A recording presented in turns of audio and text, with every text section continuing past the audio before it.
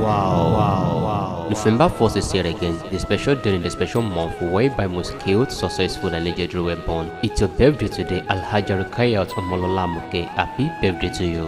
ńlẹ́ àlàyé rẹ̀ lọ́jọ́ ìbí òní Alhaja Rukayat Amoke àṣeṣàmọ́dún olókè ìpẹ́ òní bá wọn fọdún lẹ́yìn ṣàṣemọ́ lágbára Elédùà.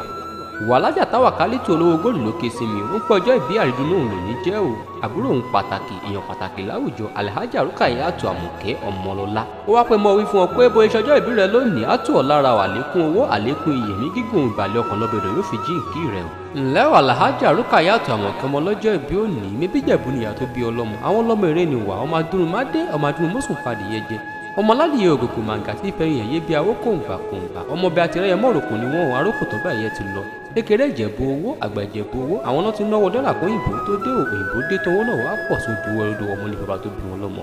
Ìbàdàn ṣáà ni bàbá tó bí ọlọ́mọ Ìbàdàn kí ni sóò rẹ sóòsó ọ̀ní ẹ̀yin lọ́ máa jẹ lóṣù ó máa jẹ̀gbín jẹ̀ karùn àfi karùn fọ́ọ̀rì mọ́ agbọ́sámọ̀sá agbọ́yàmọ̀yà Ìbàdàn mọ́jàmọ́jà lẹ́fọ̀gùn kárawájú lẹ́rú lọ́jọ́ sí ìlú Àjàyí ìlú Òjò ìlú Ìpínlẹ̀ Ológbòdò kẹrí lójú ogun àwọn ọlọ́mọ wọ́ṣọ̀kòtò kẹ̀mbẹ̀rẹ̀ bí ìjà Ìbàdàn kúrú Ìbàdàn bẹ̀rẹ̀ kó tó wọ̀ ẹlẹ́yẹlé lomi tẹ́rù tọmọ ń pọmọ aṣèjìrẹ́ lomi àbùwẹ̀ nílùú Ìbàdàn.